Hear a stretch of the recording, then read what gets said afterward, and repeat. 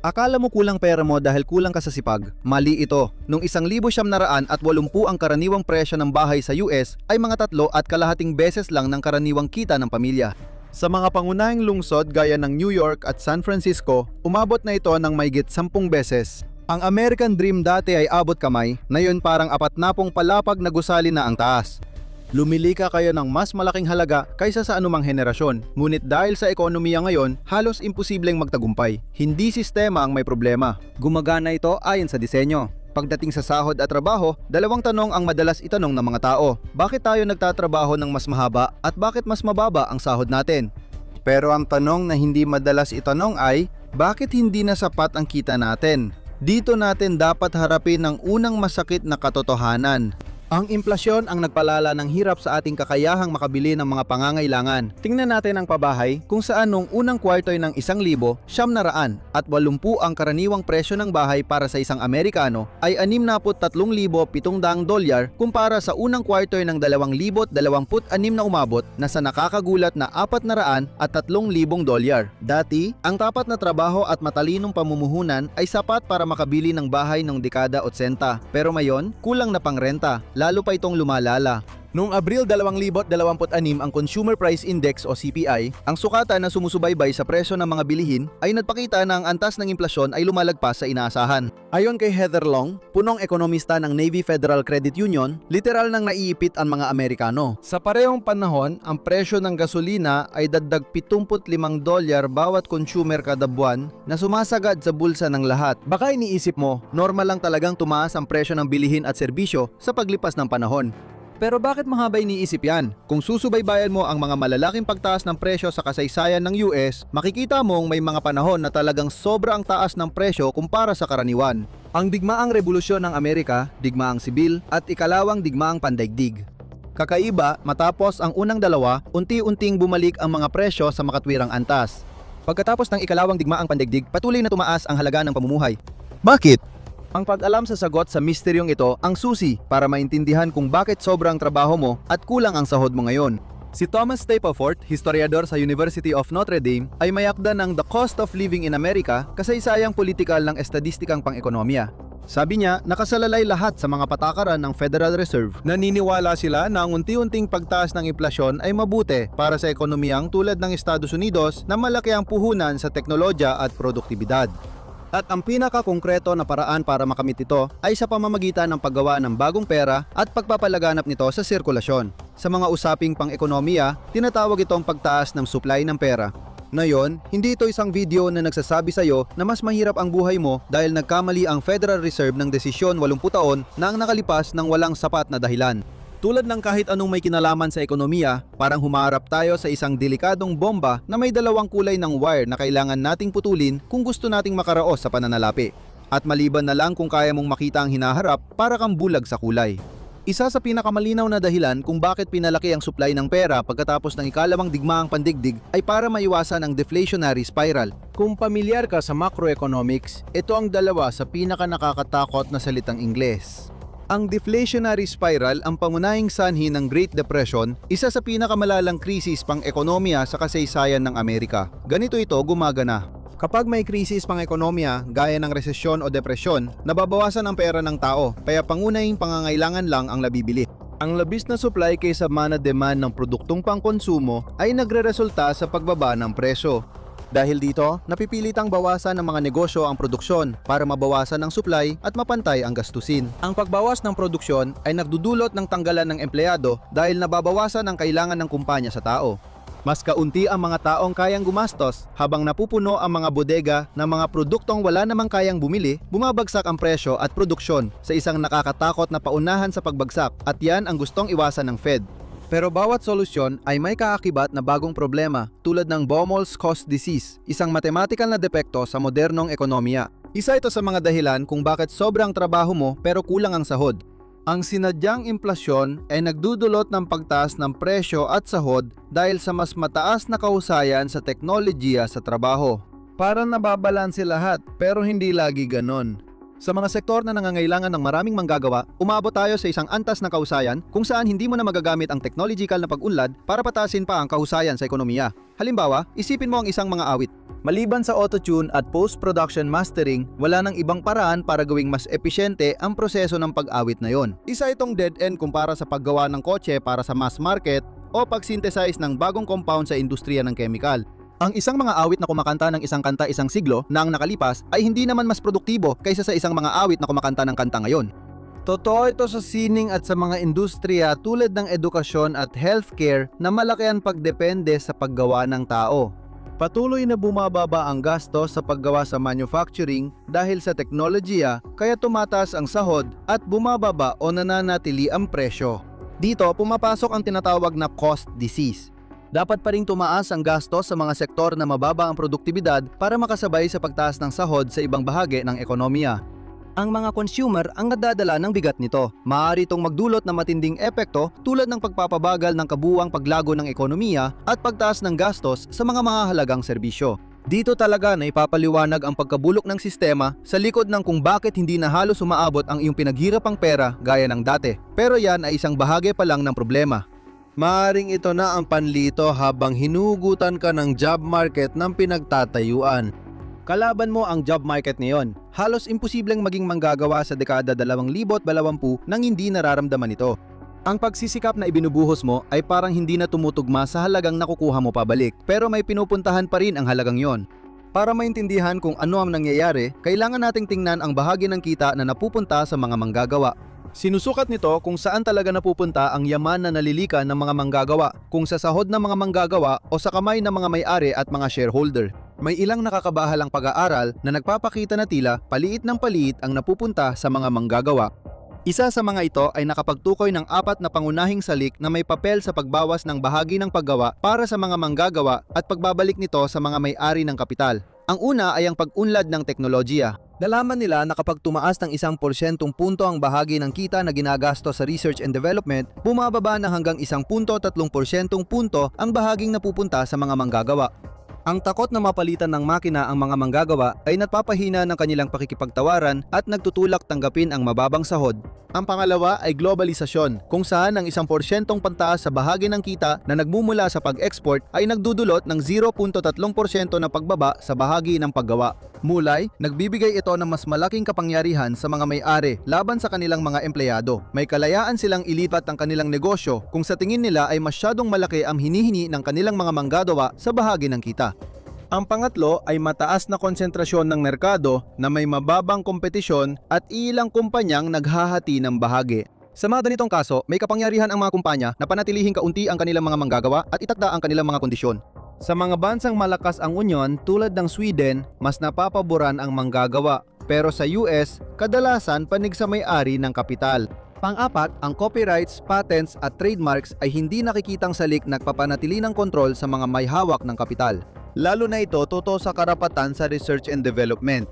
Lahat ay tungkol sa kapangyarihan sa tawaran. Habang mas maraming halaga ang napupunta sa mga shareholder, mas marami silang nakukuhang halaga ng paggawa mula sa iyo nang walang kahihinatnan. Patuloy na lumalaki ang pie dahil sa pag-unlad ng teknolohiya at sa iyong pagsusumikap. Pero tuwing lumalaki ang pie, inayos ng mga interes ng korporasyon ang kutsilyo para mas maliit ang bahagi na mapupunta sa iyo. Bumababa ang kalidad ng trabaho at dumarami ang kailangang trabaho para mabuhay. Samantala, patuloy na lumilika ang ekonomiya ng mas maraming yaman kaysa dati. Konti lang ang napupunta sa iyo. Kahit pamilyar ka sa makabagong lakas paggawa, baka hindi mo pa alam ang ibig sabihin ng internal mobility sa kontekstong ito. Ibig sabihin nito ay ang kakayahan mong umangat o umasenso sa iyong pinagtatrabahuhan.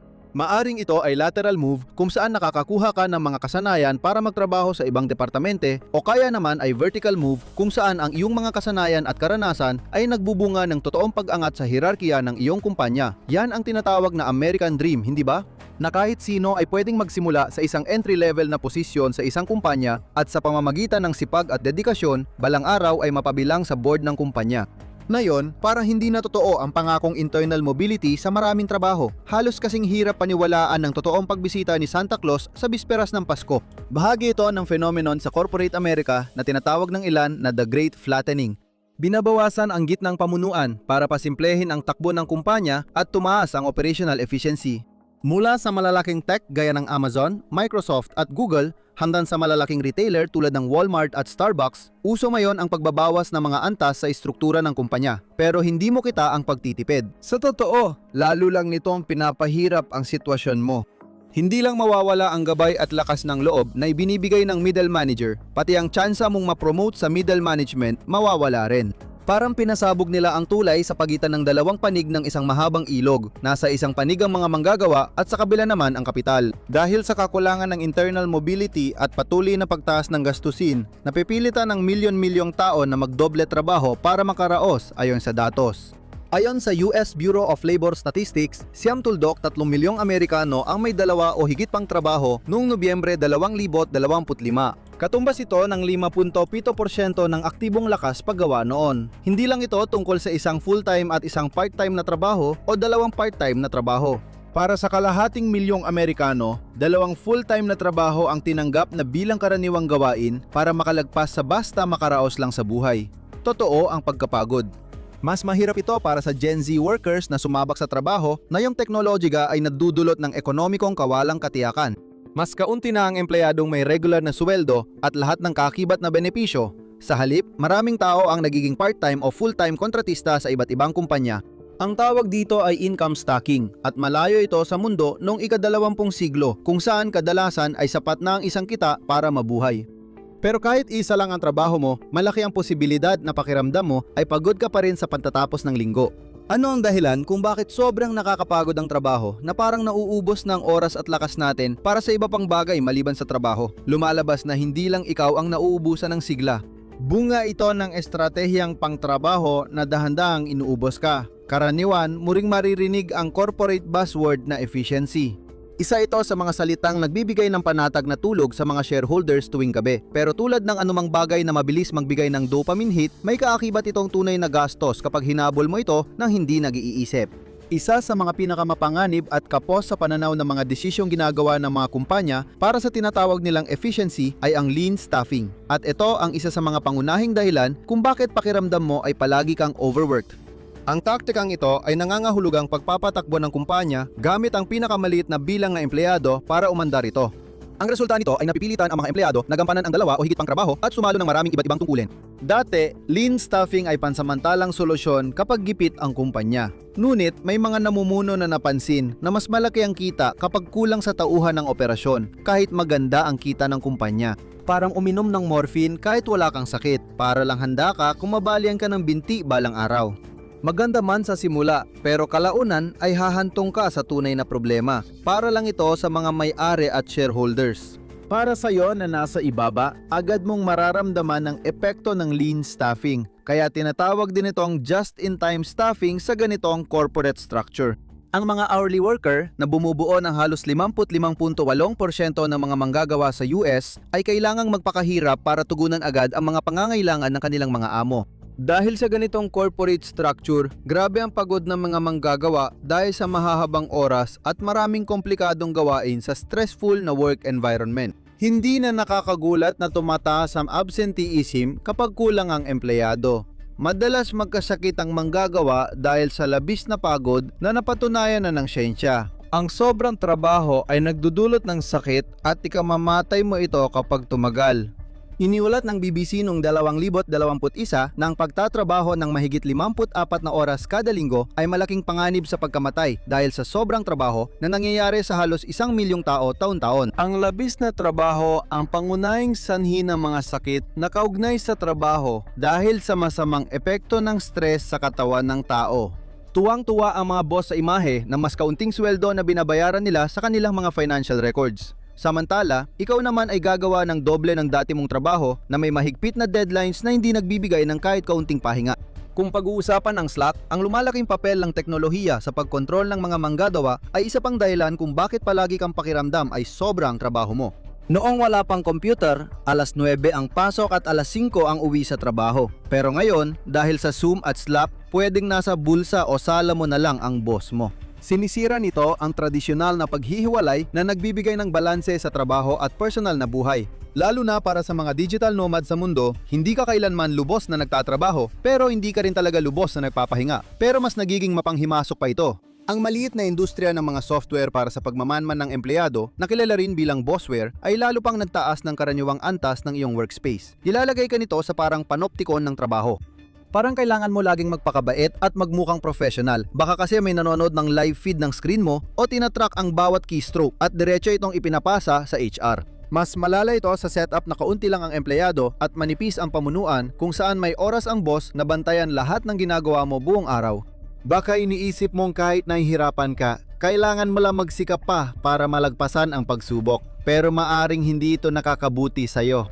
Malamang narinig mo na ang kasabihang walang mabuting gawa ang hindi napaparusahan at sa mundo ng korporasyon, maraming patunay nito sa karanasan. Maligayang pagdating sa performance punishment kung saan ang sipag mo ay nagiging dahilan para abusuhin ka, hindi pahalagahan bilang empleyado. Kung maganda ang iyong record sa kalidad ng trabaho at pagtupad sa mga deadline, malaki ang posibilidad na mas marami pang trabaho ang ipapasa sa iyo. Pero hindi naman nadadagdagan ang sahod mo para sa dagdag na oras ng trabaho.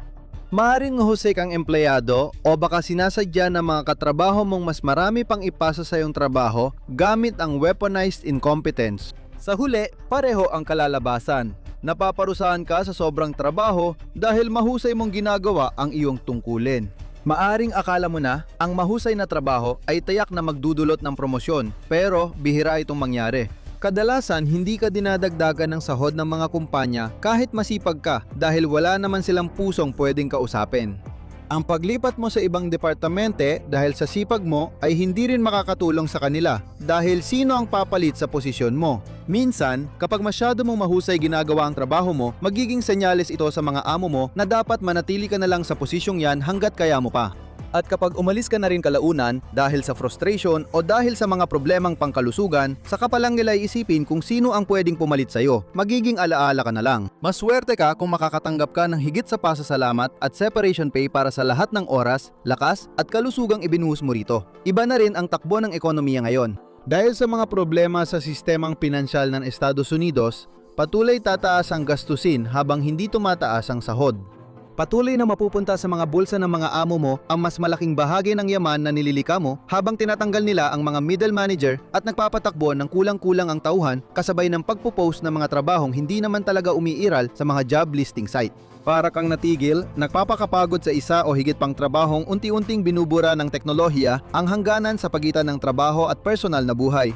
Habang nangyayari ito, sinisiguro ng performance punishment na mas lalo kang nalulubog sa problema kapag nagsumikap kang makaalis. Sobrang trabaho mo at maliit ang sahod kasi doon ka pinakakapaki-pakinabang sa sistema. Kung di magbago ang sistema, hindi rin magbabago ang kalagayan mo. Kung sobra trabaho mo, kulang sahod at nahuhuli ka pa, dapat bumagsak na ang sistema, pero hindi pa. Alamin ang totoong dahilan kung bakit hindi pa bumabagsak ang ekonomiya o panuorin ito.